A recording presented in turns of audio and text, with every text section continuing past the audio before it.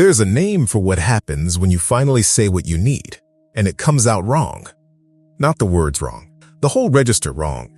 Too much, too desperate, too loud for the situation.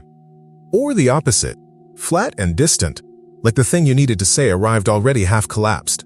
And then comes that specific silence afterward, the one where you watch the other person's expression shift, and you think, that's not what I meant. That's not even close to what I meant. Here is what this video is going to argue. That moment, the one where the need comes out wrong, is not a communication failure. It's not about the words you chose or the courage you had or didn't have. It's something specific that happens before you open your mouth. And once you see what it actually is, the problem becomes a different problem entirely. A solvable one. Most advice about this starts in the same place. Use I statements. Be specific, don't attack, don't make it about them. And if you've been sitting with this for a while, you've probably tried some version of all of that. You've rehearsed the conversation. You've chosen careful language. You've told yourself, this time I'm just going to say it calmly. And then the moment comes, and something goes wrong that has nothing to do with your preparation. The voice tightens. The sentence lands harder than you meant it to.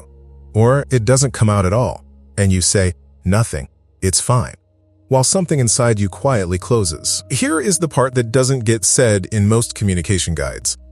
The reason expressing needs sounds needy is almost never a language problem. It's a timing and nervous system problem. When you express a need from inside a calm, regulated state, one where you feel relatively safe and the relationship feels relatively secure, that need lands as information. I've been feeling a little disconnected from you this week. I'd love a night where it's just us. That's a sentence that can be heard. It has space around it. It doesn't demand anything, it just tells the truth. But that is not the state most people are in when they finally speak. Most people speak from the other state, the one that arrives after the need has been held too long. And that state is the thing that turns a legitimate need into something that sounds, to both people in the room, like something it isn't. Here is what the sequence actually looks like. Something happens, a canceled plan, a distracted conversation, a night where the other person seems somewhere else entirely. It's small. You notice it, and you think, I don't want to make this a thing. I'll let it go. So you do, and then it happens again. Different form, same feeling. You let that go too, and again, and again. And by the time you finally say something, finally reach the moment where it has to come out, you are not expressing one small need. You are expressing everything that accumulated underneath it. 3 weeks of small moments, 3 weeks of I'll let it go. Research on emotional flooding, the Gottman Institute has documented this extensively, shows that when a person's physiological arousal crosses a certain threshold, the brain's capacity for nuanced communication drops dramatically, heart rate elevated, system in low-grade threat mode. In that state, the words you chose so carefully in your head arrive differently in your mouth. What was meant to be a gentle truth becomes an accusation. What was meant to be vulnerability becomes desperation. What was meant to sound like, I need more closeness lands as you are failing me. And the other person responds to what they heard, not to what you meant. And then you're in the argument neither of you wanted, about a need you barely got to name. This is the cycle. And it has almost nothing to do with how well you know what you should say. You've probably already known what to say for years. The part that doesn't get addressed in most advice, in most self-help frameworks, in most conversations about communication skills, is that the words are downstream of the state. And if the state is wrong, no words will save the delivery. Here is what this means. And this is the part that actually changes something. The version of you that sounds needy is not who you are. It is not the real size of what you need. It is the size of what you needed 3 weeks ago, finally breaking the surface. When a need has been held underwater long enough, it doesn't rise slowly. It bursts. And a burst always sounds like too much, because it is too much. Too much accumulated. Too much time. Too much silence compacted into one moment that was never designed to carry all of it. This is the thing nobody names. The problem is not that you're asking for too much. The problem is that you waited until what you needed had become so heavy that the asking could only come out loud. Think about what happens when a need is expressed early, not at the breaking point, not after the third or fourth iteration of the same small wound, early, when it first appears, when it's still light enough to hold without dropping it. Hey, I've been feeling a little far from you lately. Can we actually talk tonight? That sentence is possible. It fits inside a normal moment. It doesn't carry the weight of everything that came before it because nothing came before it. The person on the receiving end doesn't have to defend themselves against 3 weeks of accumulated evidence. They just hear, "You want closeness." And most people who are reasonably present in a relationship can meet that. What they cannot meet, what nobody can meet without going on the defensive, is the compressed, burst version of that same need. Not because they don't want to. Because the delivery contains something the words didn't intend. The research on this is consistent. Studies on relational communication show that needs expressed early and specifically before physiological flooding are received as bids for connection. The same need expressed after extended suppression is received as a complaint, a criticism, or a threat to the relationship's stability. Same need, different state, completely different landing. So the skill that this video is actually teaching is not a script. It's a condition. The condition of speaking before the need becomes a flood. If that gap between knowing this and actually doing it in the moment is the part you're sitting with right now, that's exactly what the guide in the description is built for. It's called From Knowing to Doing, 7 specific in-the-moment tools designed for when your nervous system has already taken over and the calm version of this feels completely out of reach.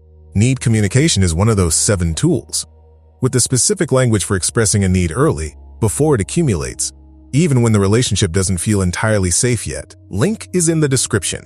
And in the pinned comment, you probably already know the logical version of what to do here. Express yourself clearly. Don't wait until you're flooded. Use calm language. What this video is doing is something different. Because the question isn't what to say.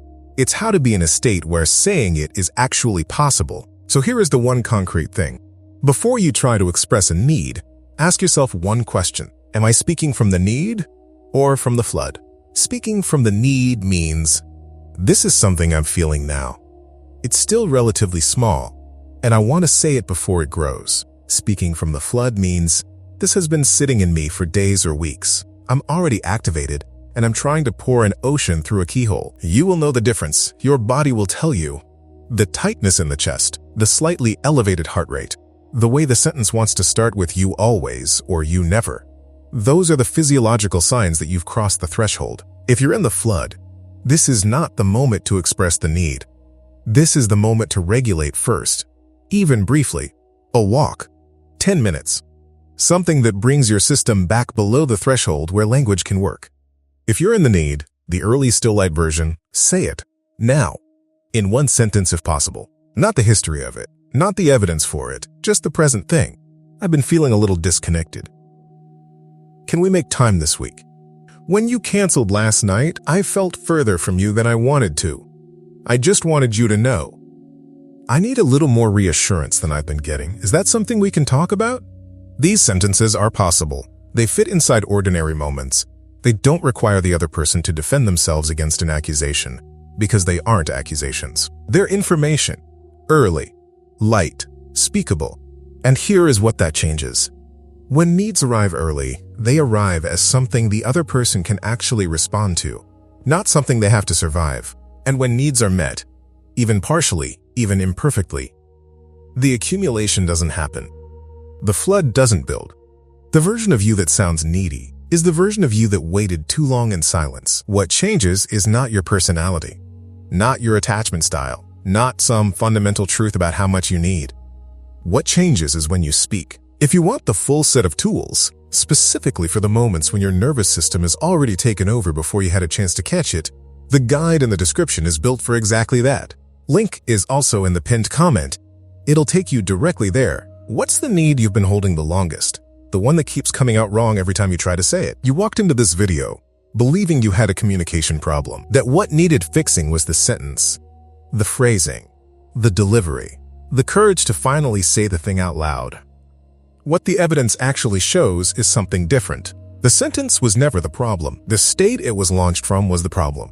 And that distinction matters more than it might seem, because a communication problem asks you to become more articulate, more skilled, more emotionally intelligent in the delivery. But a timing and state problem asks you to do something smaller and more possible. It asks you to notice, one moment earlier, that the need is there, before it has weight, before it has history, before it has become something the other person has to absorb rather than something they can simply hear.